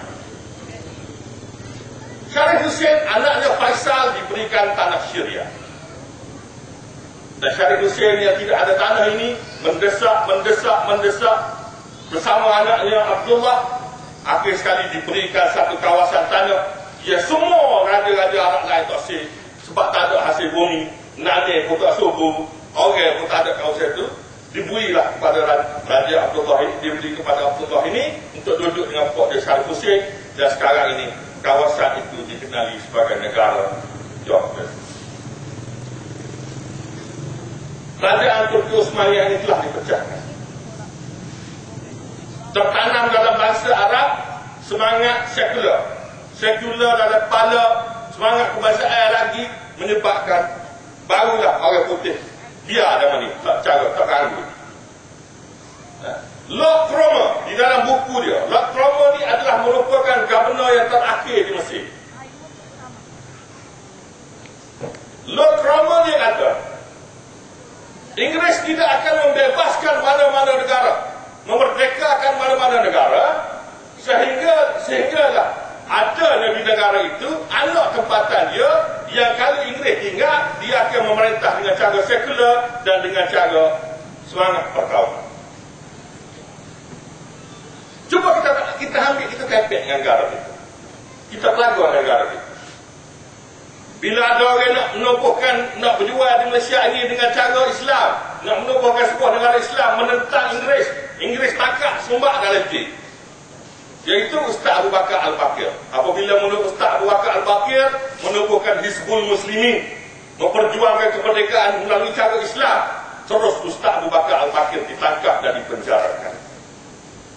Kemudian gerakan nasionalis, gerakan merdeka, dengan slogan merdeka oleh Kesatuan Melayu Muda yang diketuai oleh Burhanuddin Al-Helmi, diketuai oleh Puak Saku. Pada masa ini semua pemimpin-pemimpin ini ditangkap dan dipenjarakan. Yang dibiarkan bebas siapa? Yang tak kena rigaknya siapa? Yang boleh ke sana kemari buat kerjanya siapa? Yang bebas ini ialah UMNO. UMNO, tuan-tuan sekalian, dia asalnya tidak ditubuhkan untuk memperjuangkan kemerdekaan tanah Melayu. Presiden UMNO yang pertama, Datuk Onn Jaafar, semasa menubuhkan UMNO, dia telah slogan UMNO itu pada masa itu ialah hidup Melayu. Slogan UMNO masa itu hidup Melayu. Dan tujuan penubuhan UMNO ialah untuk menjaga, membela nasib orang Melayu di bawah pemerintahan Inggeris. Itu objektif asal. Kemudian apabila KMN mari nak jual merdeka, itu mari nak jual merdeka, maka orang nak besok. Slogan yang pertama, parti yang pertama menggunakan slogan merdeka ialah Kesatuan Melayu Muda, bukan UMNO. Baik. Jadi bila Inggeris nak keluar daripada tanah Melayu, maka Inggeris mencari jaminan daripada UMNO. Kalau UMNO, bapakmu ni lepas ni, kalau bapak aku tobik daripada tanah Melayu ni, nak mengetahukan. Pada 23 bulan 5, kita merdeka 31 bulan 5, 31 bulan 8 tahun 1957. Sebelum 31 bulan 8 1957, iaitu pada 23 hari bulan 5 tahun 1957 di London, semasa Tengku Ramil pergi jumpa dengan orang putih di pejabat Suruhanjaya kolonial. Pada masa itu telah dicatatkan bahawa rombongan Tunku Abdul Rahman ataupun rombongan daripada parti perikatan di sini telah menyatakan bahawa mereka tidaklah berhasrat apabila Inggeris meninggalkan tanah Melayu nanti, mereka tidaklah berhasrat untuk menubuhkan sebuah negara Islam. Akan tetapi akan menubuhkan sebuah negara yang bernama Malaya yang dasarnya adalah dasar negara sekular. Saya bekerja sebagai seorang ketua. Hari-hari inilah benda saya jadi pakai. Di dalam artikel 3 Perlembagaan Persekutuan disebut Islam adalah agama persekutuan. UMNO kata Malaysia negara Islam. Najib kata Malaysia adalah negara Islam. Betul atau tidak Malaysia ini sebuah negara Islam? Dalam artikel 3 Perlembagaan Persekutuan menyebutkan Islam adalah agama persekutuan. Semasa Tunku Abdul Rahman diasak di Parlimen pada masa perlembagaan ini dibahaskan, orang tanya kedua dia, apa maksud dia ni? Islam agama persekutuan ni apa maksud dia? Maka pada masa itu Tunku Abdul Rahman telah jawab di dalam Dewan Parlimen. Dia kata, although it is clearly stated under the Federal Constitution that Islam is the federal religion, it will not affect the situation of Malaysia as a secular state. Walaupun dinyatakan tidak dengan jelas dalam Perlembagaan Persekutuan, Islam adalah agama persekutuan Malaysia, tanah Melayu, tapi ia tidaklah menjejaskan kedudukan Malaysia sebagai sebuah negara sekular. Malaysia adalah negara sekular. Ini adalah asas negara ini dibina. Asas pembinaan sebuah negara dibina. Ini supaya kita tengok kata sebuah war lah. Kalau kata war ni, kata dia war kikik, dia tidak akan jadi war bulat. Kalau kata tu adalah kata war kucing, dia tidak akan jadi war daun. Kalau kita ni resepi dia cara kami tu pecah telur nak buat cara roti canai, dia tidak akan jadi bubur lambut. Betul tak? Jadi kalau asas negara kita ni sendiri, Tengku Ramil sendiri raya, benda negara kita ni adalah sebuah negara sekular, dan sampai sekarang ni tidak pernah ada sebarang pindaan di dalam perlembagaan ini. Walaupun sudah 50 tahun kita merdeka, maka kita sekarang ini masih lagi berada di sebuah negara sekular. Lepas itu apa masuk Islam agama persekutuan ni? Di dalam kes, benda ni telah dicabar di mahkamah. Di dalam kes Cik Omar Cik Esok lawan pendakwa rakyat, diputuskan di mahkamah bahawa maksud Islam agama persekutuan ialah maksudnya Islam ini hendaklah digunakan dalam urusan-urusan rasmi. Contohnya nak rasmi getak baru ni, tak boleh nak pergi hari Sami kabur dulu lagi. bertanya apa tak boleh nak panggil tak dia ada dah. Kalau nak rasmi sini lewat, tak boleh nak panggil patri mana-mana baca doa, tak boleh nak panggil tak boleh baca doa. Itu sahaja. Setakat itu sahaja. Dan benda ini telah berlangsung, berlaku, berada di negara kita ini sejak daripada tahun 1957 lagi sampai pada hari ini tahun 2007 sudah 50 tahun. Di mana kedudukan Islam Hadari? Tak ada mana-mana. Islam Hadari tidak ada apa-apa, tuan-tuan. Dia tak ada pun dalam perlembagaan persekutuan. Dia tak ada pun dalam undang-undang negara. Dalam artikel 4 perlembagaan persekutuan disebut mana-mana undang-undang yang bertentangan dengan undang-undang persekutuan, maka undang-undang itu akan batas takat mana yang dia bertentangan. Contohnya, dalam Quran kata asyariku wasyarikatu faqta'u adiyahuma jazaan bima kasabu nakalan min Allah. Pencuri lelaki dan pencuri perempuan hendaklah dipotong tangan mereka sebagai balasan daripada Allah. Dalam kanun kesesaan kata orang pencuri kena cil 20 tahun. Jadi bila bertemu hak Quran sebut tak target, dengan bertemu 20 tahun cil ni, maka di Malaysia ni akan benar 20 tahun cil. Satu kata kita negara Islam. Sedangkan Allah Subhanahu Wa Taala pernah tanya kita, "Afatu'minuna bi ba'dil kitab wa takfuruna bi ba'd." Adakah kamu nak beriman dengan separuh daripada kitab ini dan separuh lagi mu nak tinggal? Nak kufur separuh lagi? Nak talak separuh lagi? Islam ini kena menerima semua. Walaupun ofisial nikah apa, mu nak masuk Islam, mu masuk semua, mu tak boleh nak ambil sekerak lagi tu. Jadi kalau kita nak pakai sekerak lagi tu, kita tak boleh nak pakai, tak jadilah Islam. Sebab juga kita akan beli kereta, kita ada tempat, pergi kereta baru beli kereta. Kalau kita nak beli tayar 2 butir, orang panggil kereta kan tu? Orang panggil tayar, tak panggil kereta.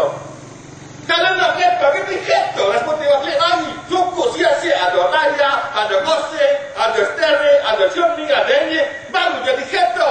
Kalau awak klik steering saja, kalau awak klik tayar saja, kalau awak klik enjin saja, dia akan tidak boleh dipanggil sebuah kereta. Kalau kita panggil juga kereta, orang akan kata kita gila.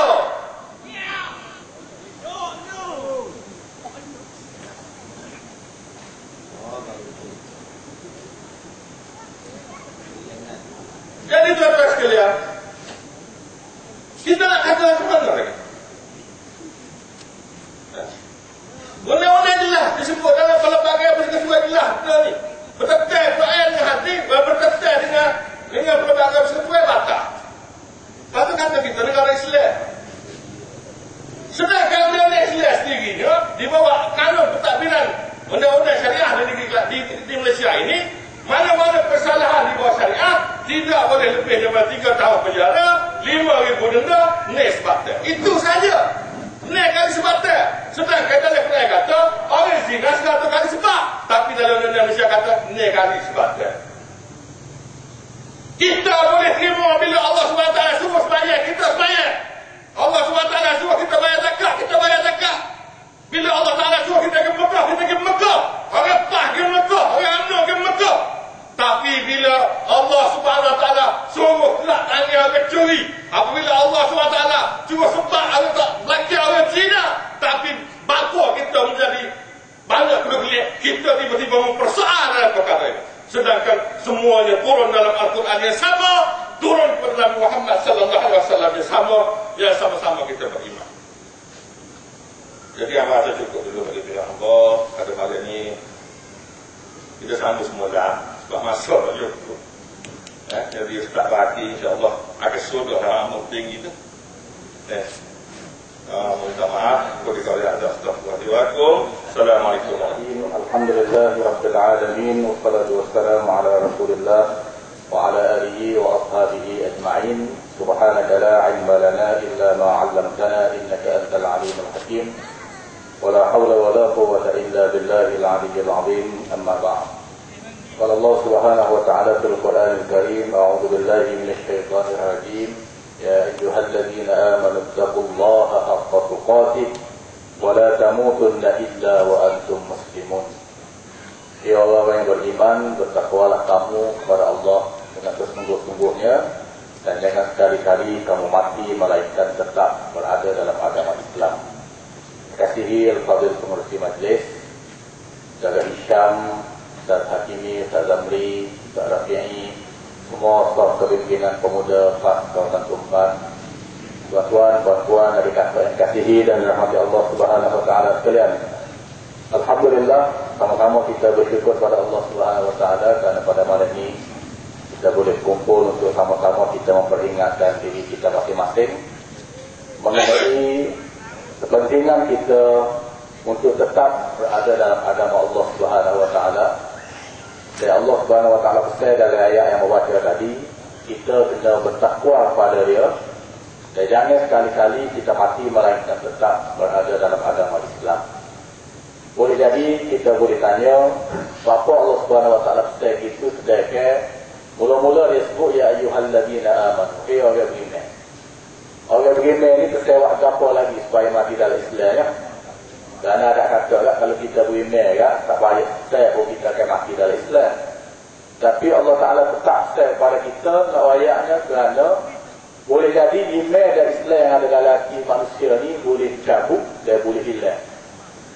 Dia tidak serupa dengan Melayu.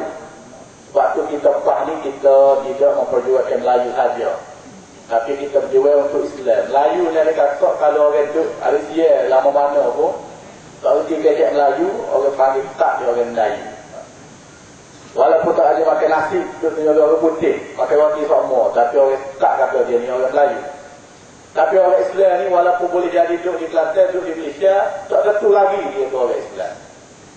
Tak tentu lagi dia mati dalam Islam.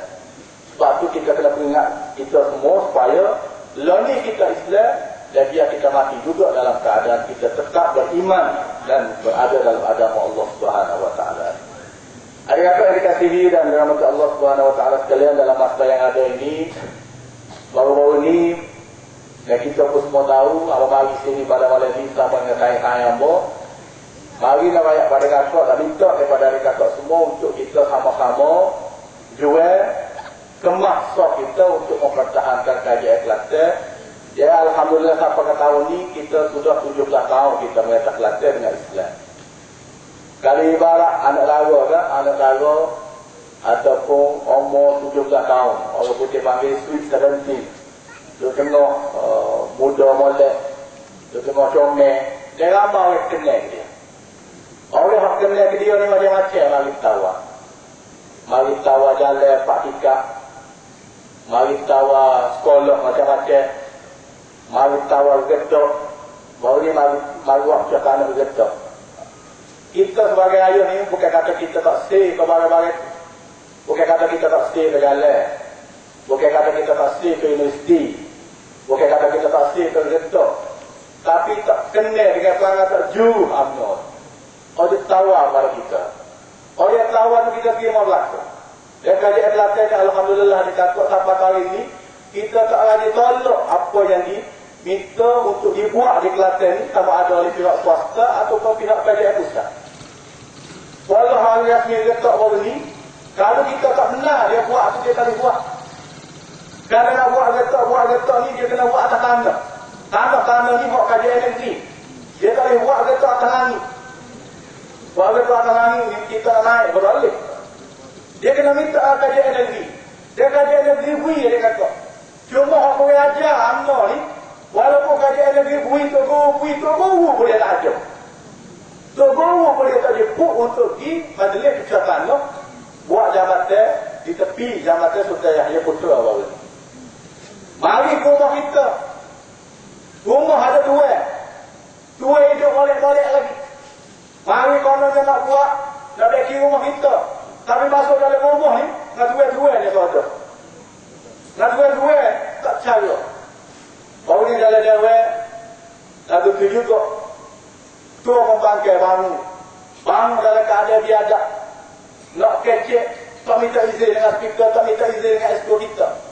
Yang Muhammad Ustaz Abang kata, kalau kita nak kekek ni dari cara dia, kita nak minta anak dara orang pada cara dia. Pakai kita pergi rumah orang tu, kita pagar lah udah. Amal nak anak dia boleh. Kena kita masuk rapat dulu. Baru boleh minta, baru boleh kekek kira. Ni duk pagar tu lah udah. Nak anak kita.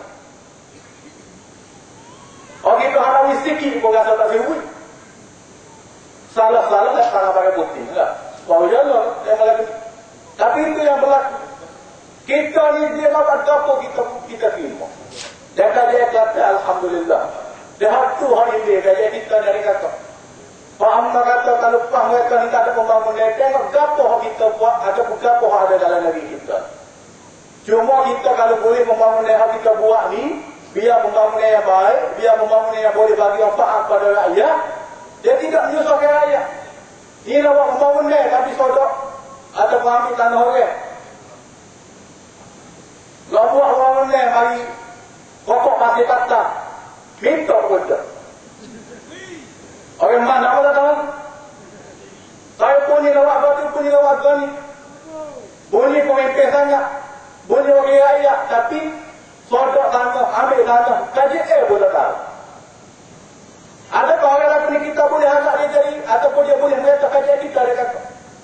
Orang kalau mengatak perhatian hati. Tapi kalau satu boleh kan? Dan inilah yang kita nak pertahankan, kita nak supaya kajian yang kita yang sampai minimum boleh kita pertahankan, boleh kita kekalkan apabila-bila. Kerana alhamdulillah 17 tahun kita mereka tak ada satu kes yang besar yang boleh distabilkan kepada pemimpin kajian kita. Bahkan kajian kita sendiri, kajian yang paling bersih dalam Malaysia adalah kajian Kelantan, dikata. Walaupun orang kata macam-macam, dulu Luar Musa kata, sebut nama itu. Apabila kita boleh mengatakan kalau 90 dulu lah, dia kata tak lama. 30 ubah. Jadi dia berjanji pada rakyat Kelantan pada masa itu, kecewa kerana kalau dia akan kacau kajian Kelantan ni, dia akan lelak semua sekali dan jadi Kelantan ni pada jawab pada kuku. Kita ingat lagi jawab ataupun ucapkan. Tapi lah ni awak baik-baik semula ya, rakyat Kelantan, orang tahu projek macam-macam. Ada kata tahu, kata orang yang buat di Jabatan Sultan Yahya ni, dia janji bila nak buat 48 tahun mula. Hari ni kita pilih hari raya tu baru cemal pihak sana. Dia bagi nak buat universiti, tawar universiti pada kita, buat universiti Malaysia Kelantan. Kita kata nak buat selekeh, kerana ni hak Kelantan. Bahkan sebenarnya sepatutnya dia buat universiti ni bila kita buidah tanah tanggung mula. Lalu jadi kalau-kalau tewok. Kerana kita buih, tapi apabila projek, apabila kita boleh mengatas Kelantan tahun 90, dia ambil projek dua gila. Ini Allah sebenarnya. Kerana lagu itu tak habis-habis.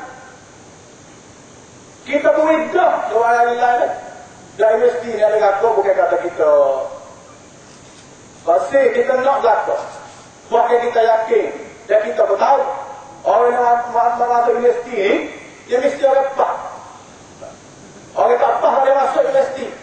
Jadi kita repah memang apa? Anak kita ataupun orang universiti sama ada tak kita, pun kita tak saling. Kerana orang masuk universiti nak repah.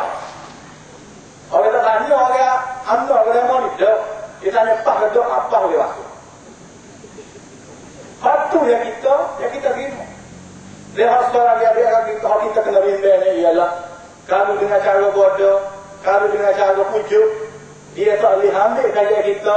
UMNO ni kita kena ingat, boleh jadi dia akan bomo pula untuk ambil anak cara kita. Kerana untuk dia, dia bubuh semua panggil hanya kita. Bagaimana kalau dia buat di Terengganu mula. Siapa skor kajian kita yang begitu baik prestasinya, tapi dalam pilihan 2004 jatuh. Jatuh bukan kerana kajian tak baik. Jatuh bukan kerana rakyat tak sokong, tapi jatuh kerana bomo dibuat tu. Daftar pemilih, orang tahu bagi mana maksudnya daftar pemilih rakyat itu kan. Dan ini yang kita kena cek semua. Kalau setiap ada dia mau daripada ada kakak belakang, kita ni kalau mengundi dah 4-5 kali pun turun cek semula daftar pemilih kita. Ada lagi kedok kamu dalam buku daftar pemilih. Bila-bila kita nak buat-buat tengok cek nak mengundi semula ni, nama tak ada lah. Saja kita nak kalau benar ada orang rakyat sini. Tapi nak bantah balik juga, nama tak ada. Jadi kena cek, dan inilah yang kita kena pertahankan. Banyak benda yang telah kita buat Alhamdulillah untuk khidmat kita pada rakyat. Dan inilah sebenarnya membimbangkan Allah. Sampai dia mari, akhir-akhir ni, dia dekat-dekat dengan pilihan raya ni, dia akan istihar lagi projek-projek mega di Kelantan. Beliau-beliau mari letak baru ni buat multaqah ulama. Bunyi, itu ni benar. Multaqah ulama. Kita orang kampung boleh jadi tak tahu apa multaqah. Multaqah kau malah takut. Tahu? Multaqah ulama. Kita ingat dia kata UMNO ni bila dia nak kau ulama pula. Bila dia nak kau ulama. Tiba-tiba saya rasa nak jatuh hendak ni, mari buat multaqah ulama. Ulama ada tu di Malaysia ni pun dia tak akan. Bukan ulama yang kira-kira, no, mufti. Apabila ditanya mengenai dulu contohnya, konsep syurah heboh. Mufti perak kata syurah heboh ni balik. Hari orang pergi pahara, orang buat pahara. Kerana dia melalaikan, siapa tina jatuh tak tahu di mana. Mufti bagi nasihat pun dia tak dengar. Dia buat juga cuma tukar nama, jom heboh. Dulu syurah heboh. Tukar nama boleh jadi halal kan. Jadi jom heboh. Orang mufti kata, dulu mufti tekor ratu cantik. Mufti itu cabut. Kena buat jadi mufti.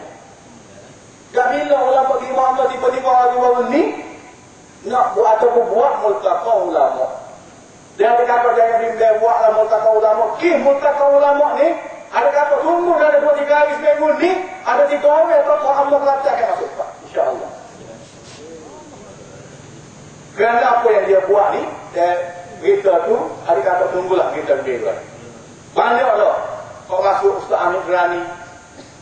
Orang-orang tokoh UMNO dalam top 10 masa dia Islam mula, tapi lagi bersama dengan kita dan memperjuangkan Islam yang sebenar.